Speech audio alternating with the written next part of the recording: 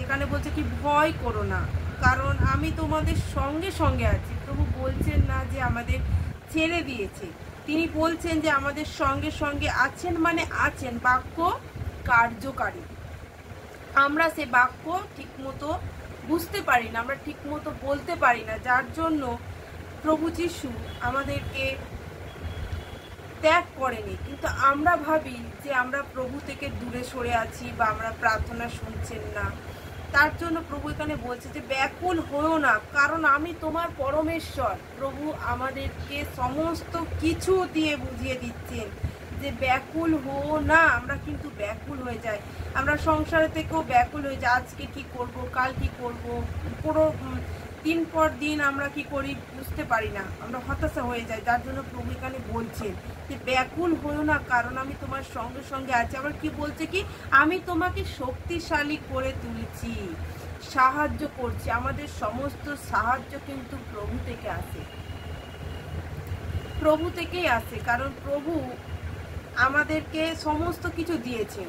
তিনি আমাদেরকে বলেননি যে আমি তোমাকে ছেড়ে দিলাম, আমি তোমাকে, পৃথিবীর সমস্ত মানুষকে ভালোবাসবে, সবাই দেখবে ঠকিয়ে দেবে, কিন্তু প্রভু যিশু কিন্তু কোনো দিন কোনো মানুষকে আজও পর্যন্ত ঠকায়নি।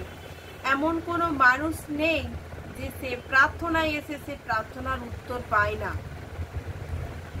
কিন্তু প্রভু যিশুর কাছে যখন আমরা সবাই আসি, তখন তার বাক্য দিয়ে আমরা বুঝতে পারি যে প্রভু যিশু আমাদের সেই বাণীর মাধ্যম দিয়ে সমস্ত কিছু পাইয়ে দেন। তাই তিনি বলছেন যে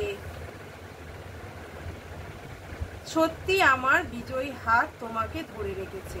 তা আমরা ব্যাকুল হব না, আমরা নিরাশায় ভেঙে পড়বো না। আমরা অনেক দিক থেকে নিরাশা হয়ে ব্যাকুল হয়ে পড়ি, তাই প্রভু যিশু তার বাক্য দিচ্ছেন যাতে আমরা এই বাক্যটা শুনে আমরা বুঝতে পারি যে প্রভু যিশুর বাক্য জীবন্ত, আর আমরা সেই জীবন্ত বাক্য যখন পড়লাম সেই বাক্য কার্যকারী। আজ যারা বাক্য শুনবে তাদের জীবনে যে কত সমস্যা আছে, আমি বিশ্বাস করি এই বাক্য দ্বারা তার সমস্যা সবকিছু উত্তীর্ণ হবে। Hallelujah, praise the Lord. কারণ প্রভু বলছেন যে আমি পরিত্যাগ করিনি, প্রভু আমাদেরকে পরিত্যাগ করেননি। তা আমরা ভয় পাবো না, আমরা প্রার্থনার মধ্য দিয়ে থাকবো যাতে প্রভু যিশুর বাক্য আমাদের কার্যকারী হয়। Hallelujah, praise the Lord. সবাইকে জয় যিশু।